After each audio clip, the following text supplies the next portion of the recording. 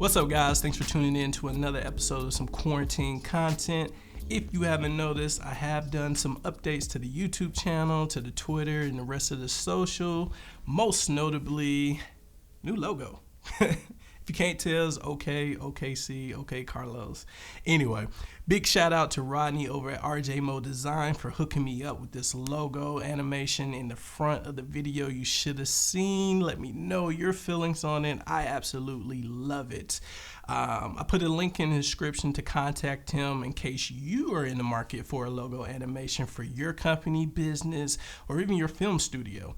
So guys, when you contact him, go ahead and tell him that OK Carlos sent you to get 10% off your next logo animation. So today's episode is really about a lot of questions that I received regarding the Canon C100. Many of you see the description of my YouTube gear list and see that it's the Canon C100 recording all of my videos. If you don't know, I recently just purchased a camera, which is the Zcam E2C, which you can actually see the review here. But because I'm a man of the people will keep asking me, what are my thoughts on the Canon C100 for 2020? So, because one of my comments in one of my videos has said that I took 4 minutes to get into a camera review, we're just gonna jump right into this review. And to that one comment, that one YouTuber, that one person watched that video, you're welcome. No, seriously, you're welcome. Let's go. In August of this year, this camera will turn 8 years old. In comparison with cameras of today, this model can now be considered prehistoric simply from the current increase of emphasis on resolutions, frame rates, and codecs of today's market. Natively, the C100 does have a very useful and still current features that's still considered to be ideal for one-man band camps. With features like built-in dual XLR line ins for external audio capabilities to the dual SD card slots for media, and not to mention the battery that can last you up to 8 hours of filmmaking, are really good things that I truly love about this camera. However, there are some pitfalls to this camera.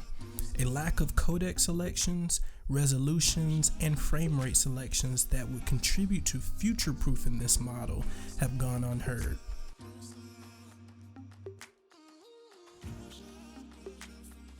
So where does this leave the Canon C100? Fortunately, third-party companies are what saved the C100 in my eyes. Companies like Atomos Ninja created recorders that allowed for you to tap into another codec for the C100. Being able to capture 10-bit off the camera's HDMI and convert it into a ProRes flavor has extended the life of this camera, as well as virtually increasing the C100's place with its older brothers, most notably the C300.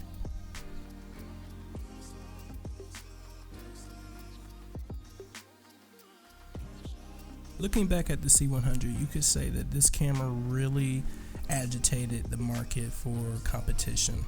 Many companies began to start producing their smaller form factor cinema cameras for prosumers based on the Canon series, most notably based on the C100. So the benefits for me for using the C100 in 2020 is definitely got to be file size. As of right now, you have a whole bunch of cameras on the market that can shoot 4K, 6K, 8K, ProRes, RAW, H.265, all of the sorts, but it's creating such a large image.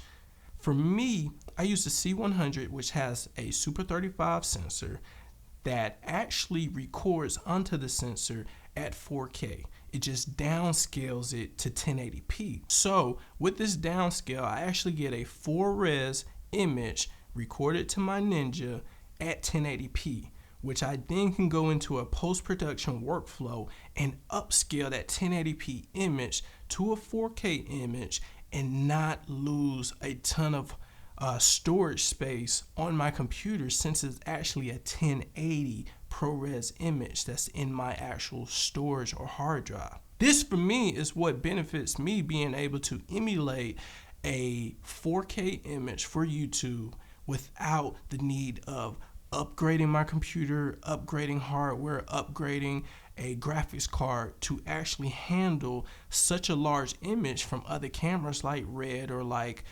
Aries or even like Blackmagic, RAWs, all these codecs. So in a sense, this really keeps the cost of my post-production workflow down. I don't have to worry about purchasing a stronger, more expensive computer or graphics card, or in most cases a hard drive, whether it be an SSD hard drive or an HDD hard drive, in a sense of a huge image taking up so much space.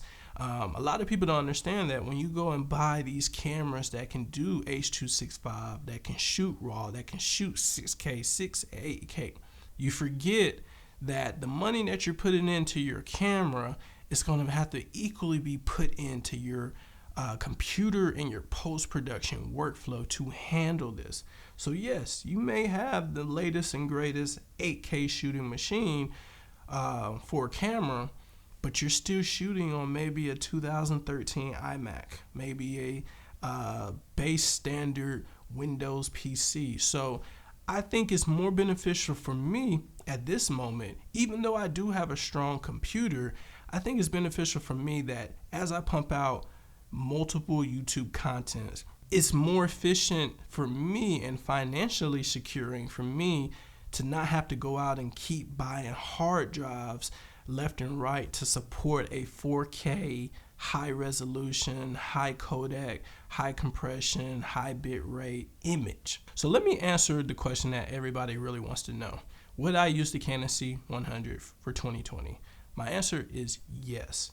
Commercially, cinematically, this camera can still be used to fit your production realm, whether it's that for wedding videography, whether it's for short films, even feature films, maybe small scale feature films. I think this camera is beneficial to this community still in 2020. So keeping with that same energy, I want you to spot the C100. Is it A or is it B?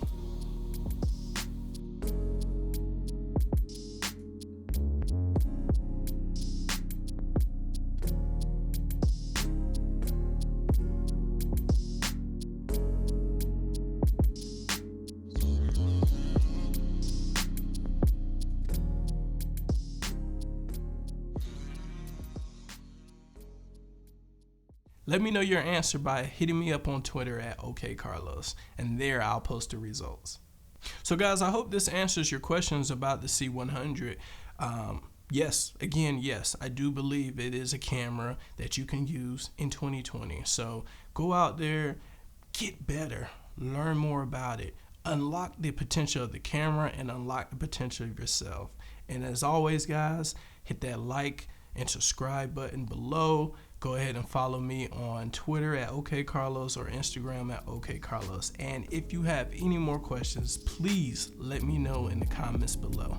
Until the next time, peace.